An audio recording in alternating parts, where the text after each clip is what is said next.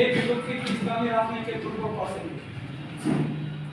আপনাকে আগে বুঝতে হবে, বাংলাদেশের 24 পরবর্তী জুলাইতে সর্বপ্রথম যে 1% নীতি এবং পলিসি গ্রহণ করেন, এটা ইসলামী আন্দোলন মোহতারাম আমির করেন। সর্বপ্রথম তিনি 7টি দল নিয়ে এই জোট এবং সমঝোতা করেন। সেখানে 6টি দল থাকে, জমিয়তে উলামায়ে ইসলাম আলাদা হয়ে বিএনপির সাথে চলে যায়।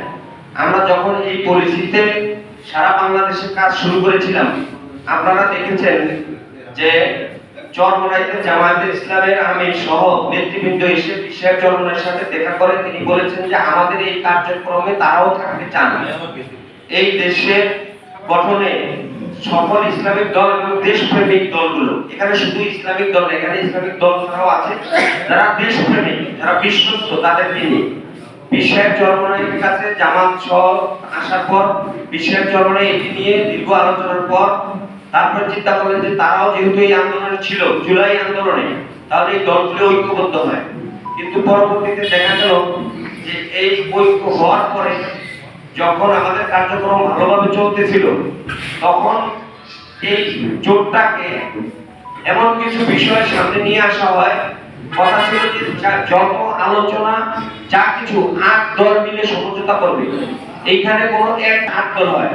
কিন্তু যখন সিদ্ধান্ত 8 দল ছাড়া 1 দল নেওয়া শুরু করলো, তখন থেকেই জোটের মধ্যে সন্দেহ দানা বাঁধে এবং জোটের মধ্যে টানাপোড়েন শুরু হয়। এবং আপনি যেটা বলেছেন যে এই ইসলামী দলের জোটের ব্যাপার, আসলে ইসলামী দল অনেকগুলো হতে পারে, কিন্তু বাংলাদেশে দল বলতে জামাত ইসলাম এবং ইসলামী আন্দোলন, বাংলাদেশে এই দুটি দলই হলো মূল। বাকি অন্যান্য দলের এই বিষয়ে তেমন কোনো প্রভাব পড়বে না। আপনি জামাত ইসলামী এর ব্যাপারটা দায়ভার নেবে, কারণ হলো আপনি যখন এনসিপি কে নিয়েছেন, এলডিপি কে নিয়েছেন, এবি পার্টি, আমার বাংলাদেশ পার্টিকে নিয়েছেন, তখন এটা 8 দলের বৈঠকে আলাপ আলোচনার মাধ্যমে সিদ্ধান্তের মাধ্যমে নেওয়া উচিত ছিল।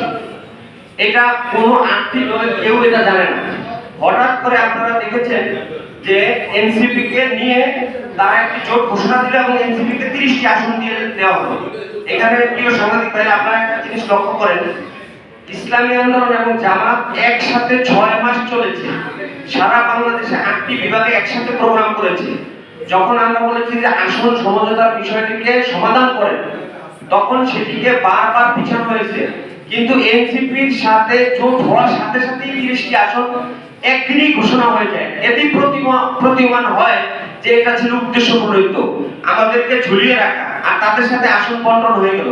আমরা জানিও না, আর তাদের সাথে আসন বন্টন করতে একদিনও সময় লাগেনি। এপিপিদের এই সময় লাগেনি, এবি পার্টির সাথেও ঘোষণা লাগেনি। কিন্তু যত সমস্যা ছিল আমাদেরকে, আপনারা জানেন যে জামাতের নায়েব আমির আব্দুল্লাহ মোহাম্মদ তাহের সহ কেন্দ্রীয় নেতৃত্ব, আমাদের এই মোহতারাম ইসলামী আন্দোলনের নায়েব আমির সহ আমাদের 10 জনের একটি টিম যে বৈঠক হওয়ার কথা ছিল, তিনি সেই বৈঠকে উপস্থিত হননি, মোবাইল বন্ধ করে রেখেছেন এবং তিনি পরবর্তীতে বলে গেছেন যে আমি এই বৈঠকের কথাটি ভুলে গিয়েছি। আপনারা জানেন যে 2টি দলের একটি ঐতিহাসিক বৈঠক যেখানে হয়, সেখানে সেই দল এই বৈঠকের কথা কিভাবে ভুলে যায়। এতেই বোঝা যায় যে এখানে এনসিপি কে পাওয়ার পর থেকেই তারা ইউটার্ন করা শুরু করেছে। আমাদের সাথে ইসলামী আন্দোলন যখন প্রাথমিক কথা হয়, আসুন, মিয়া মোহাম্মদ গোলাম পারওয়ার উমরা থেকে আমাদের সাথে কথা বলেছেন, আমিদুর রহমান আজাদ সাহেব কথা বলেছেন। আমাদের একটা কথা ছিল প্রাথমিক, জামায়াতে ইসলামী 150 আসনের মধ্যে থাকবে, বাকি দলগুলো 150 এর মধ্যে যে যেখানে ভালো অবস্থান আছে সেখানে থাকবে। কিন্তু এটাকে ডিলে করে প্রথমে বলা হয় যে 90টি, তারপর বলা হয় 70টি।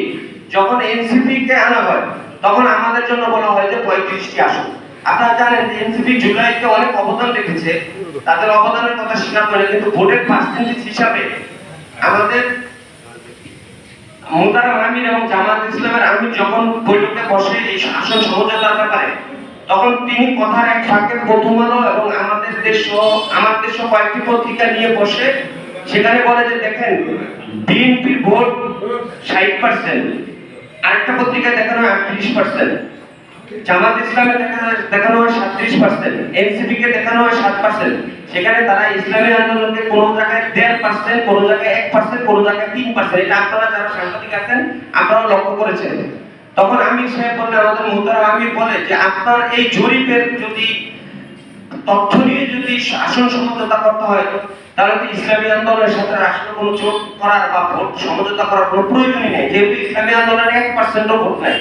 যার 1% ভোট নাই তাকে নিয়ে কিসের আসন সমঝোতা হয়, কতটুকু আগাবে? আর যে পত্রিকার জরিপ, এগুলো হলো একটা বিভিন্ন এনজিও বিভিন্ন সংস্থা করে, তারা 500 বা 1000 বা 5000 লোকের সাথে জরিপ করে।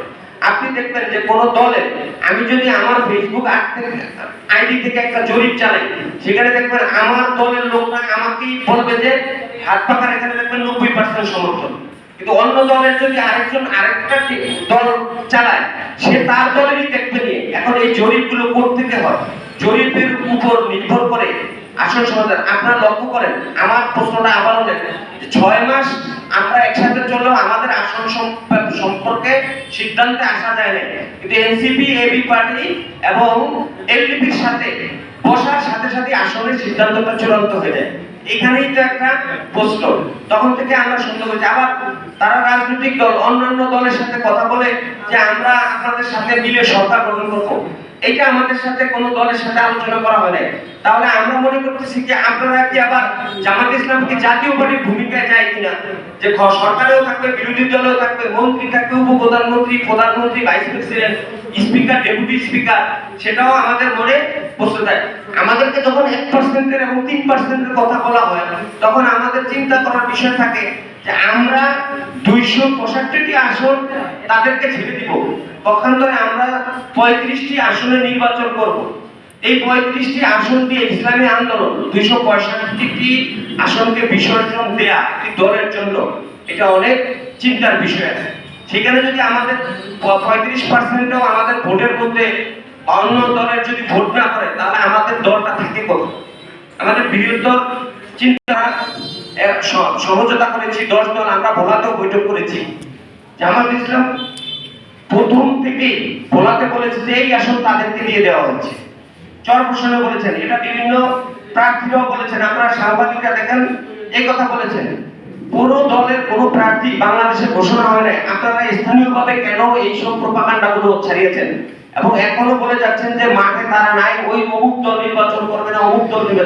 এটা কি যে সহযাত্রী দল, বন্ধুসুলভ যে দল, তারা কি এগুলো করতে পারে? এগুলো সারা বাংলাদেশে বলার কারণে এর একটা প্রভাব সারা বাংলাদেশের প্রার্থীরা আমিরের কাছে যখন এগুলো বলেছে, একই কথা সারা বাংলাদেশে যে তাদেরকে প্রার্থী দেওয়া হয়েছে, মিষ্টি বিতরণ করা হয় এবং আবার এগুলো বলা হয় যে এই আসলে যদি আমাদেরকে প্রার্থী না দেওয়া হয় আমরা অন্য কোনো দলে ভোট দিব না, তখন এগুলো সন্দেহ দেখা দেয়, বুঝতে পারবে, সেখানে ঝুঁকি থেকে যায়।